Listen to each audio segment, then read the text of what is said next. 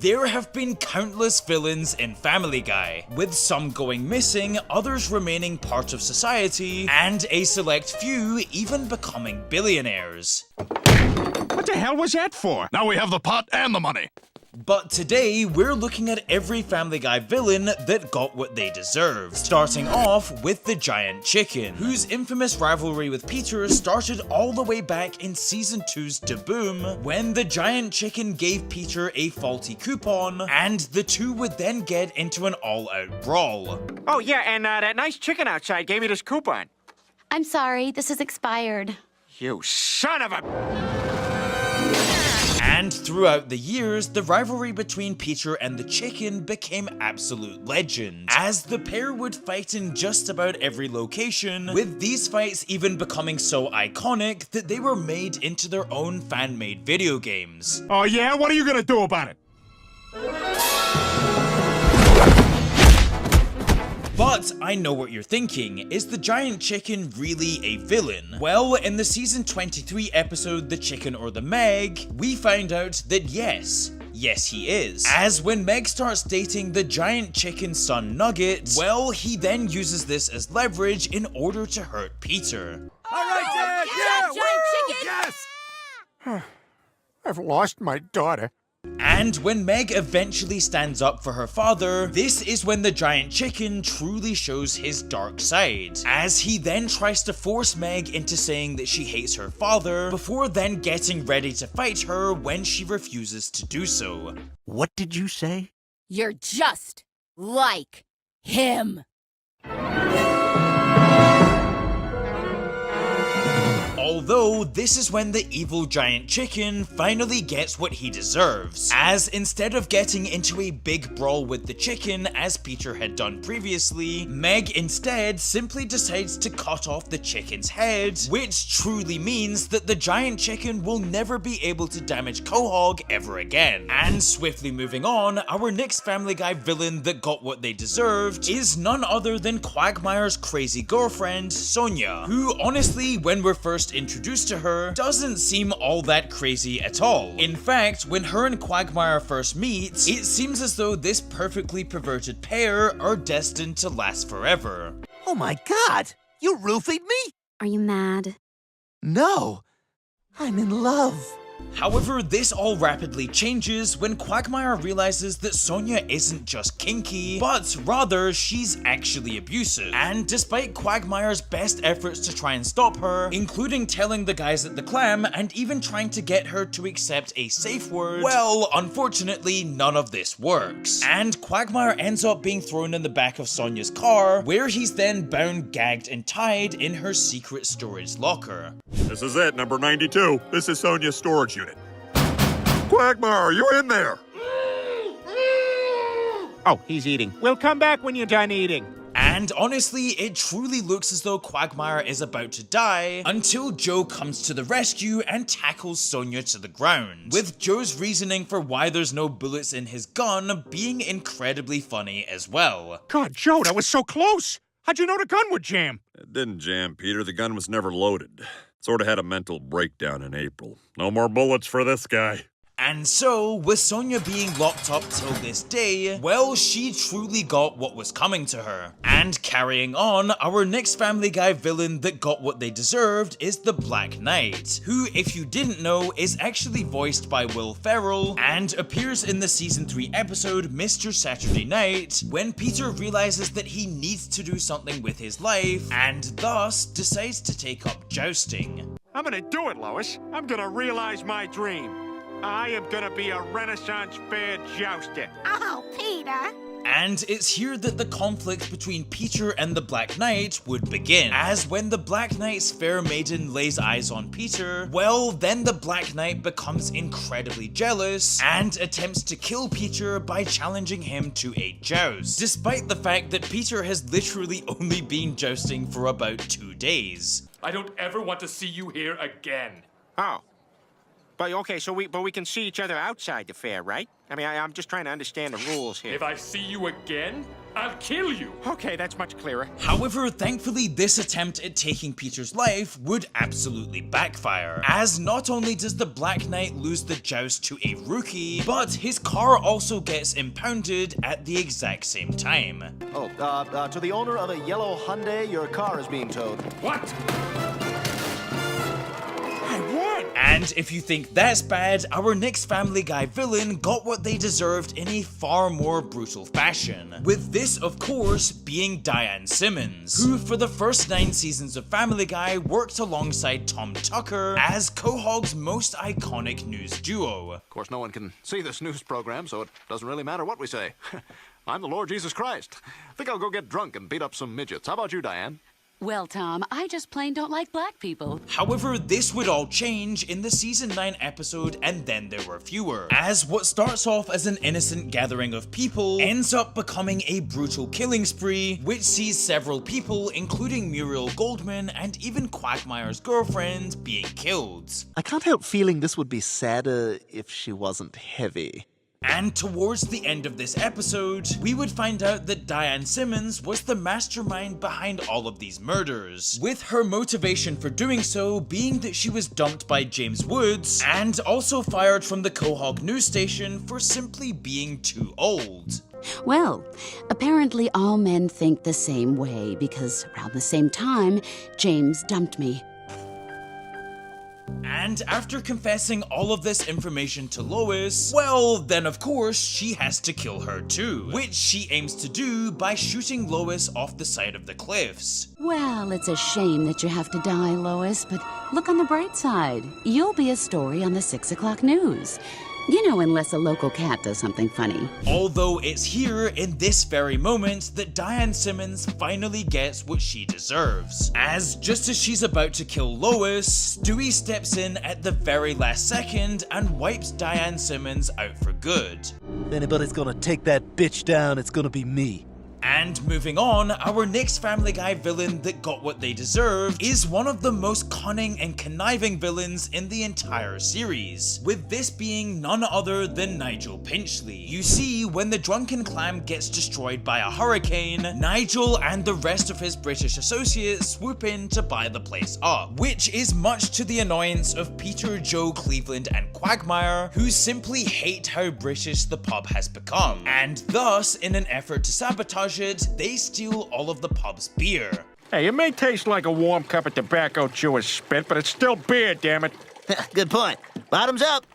Yeah, get that, you lousy Brits! And boy, does this make Nigel angry, as he then burns down his own pub and frames Peter and the rest of the boys for a crime that they didn't even commit. Which, I mean, yeah, prison in Quahog doesn't exactly look like too much fun. Well, well, Officer Swanson, you and your friends are dead. You're all dead! Good. He thinks we're zombies. He'll leave us alone. Although after Lois and the rest of the wives get suspicious of Nigel's intentions, they then hatch a plan in order to get him to confess, which of course just immediately works, as Nigel simply can't resist Lois. Ma, tell me, Ma. I burned down my pub for the insurance money and framed your husband. Ha! I know it. And it's here that Nigel comes face to face with his much deserved punishment, as after Peter and the rest of the guys are freed from prison, Nigel is then ousted back to England, where he is then hung, drawn and quartered outside of the Tower of London. And honestly, as someone who comes from London myself, this is a pretty fair punishment. However, swiftly moving on, our next Family Guy villain that got what they deserved is none other than James Woods, who for decades now has terrorized Peter as well as the rest of Quahog. From stealing Peter's identity, to even completely ruining Brian's one chance at being a television writer by turning his dramatic, heartfelt show into a soppy, made-for-TV sitcom. She's in college with him. What a pain in my class.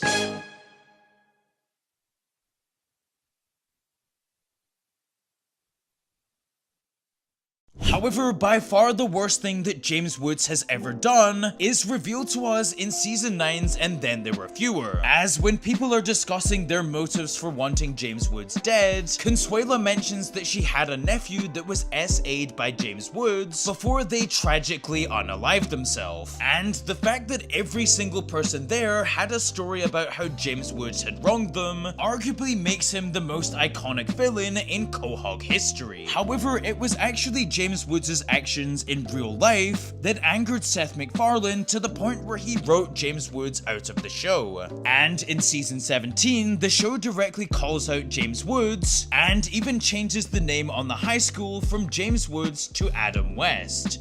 You know what we should do? We should rename the high school for Mayor West. Wait, you mean change it from James Woods High? Yeah. James Woods is an embarrassment to Quahog. He's a political troll and a maniac on Twitter. I think that's a great idea, Brian. And moving on, how could we possibly have a Family Guy villains video without Stewie's arch nemesis Bertram, who quite literally from the time of being a sperm has been trying his absolute hardest to eliminate Stewie. You came unarmed? As we agreed. Admirable. But foolish!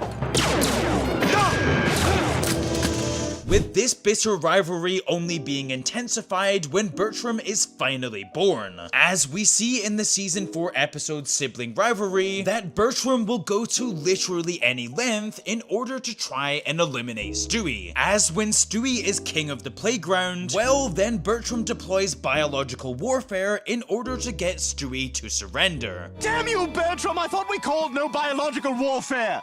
You swore on the seesaw! However, by far the worst thing that Bertram has ever done comes in the season 9 episode The Big Bang Theory, where Bertram steals Stewie's time machine in order to go back in time and kill Leonardo da Vinci. And the reason why he chooses to kill da Vinci specifically is because Leonardo da Vinci is actually in Stewie's bloodline, meaning that wiping him out would also wipe Stewie from ever existing. And there's only one explanation. Bertram told me he planned to kill one of my ancestors. He must have succeeded, thereby changing the past and erasing me. And truthfully, Bertram actually gets alarmingly close to actually doing this. Until thankfully, at the very last second, Brian and Stewie meet Bertram back in time, where his ultimate justice is served when Stewie wipes him out with a crossbow. What's your favorite kind of bottled water? Huh? Mine's Arrowhead. And so, before we get onto our final Family Guy villain that got what they deserved, here are a few honorable mentions, starting off with Miley Cyrus, who initially seems like an incredible role model for Stewie. However, when Stewie realizes that she's in fact a robot, he then tries to mess with her settings, which then leads Miley Cyrus to go on an all-out rampage. There we go, all done.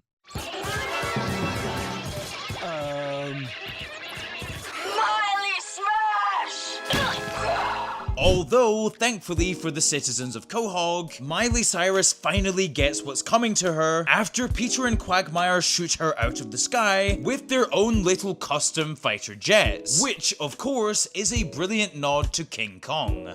You know, Brian, here's your shot. Go for it. Oh, too late.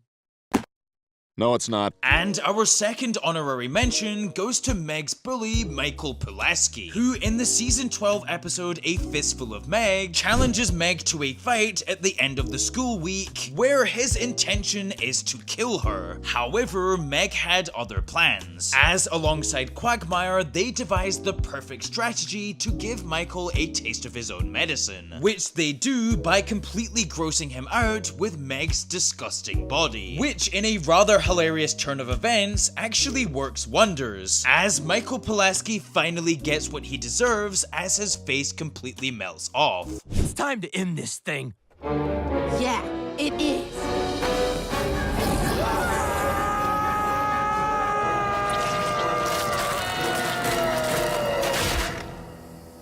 And so, for the moment you've all been waiting for, our final Family Guy character that got what they deserved is Jeffrey Fiekelman, also known as Quagmire's sister's abusive boyfriend. You're watching Leno, you bitch! I'm so sorry. His soft, gentle humor connects effortlessly with my mainstream sensibilities.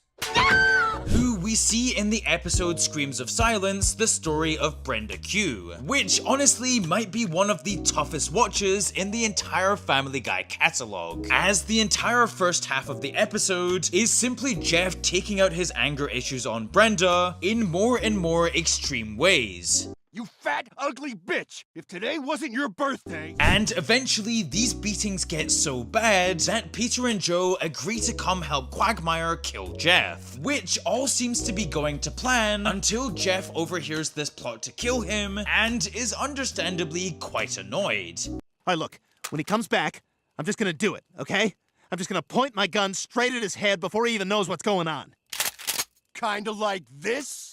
Although, despite Jeff literally choking Quagmire purple, he forgot that Quagmire, being a rather devious person, is more than used to being choked out. And this is where we would see justice finally being served, as Quagmire gets up, starts his car, and smashes Jeff into pieces, with this being by far the most satisfying villain death in Family Guy history.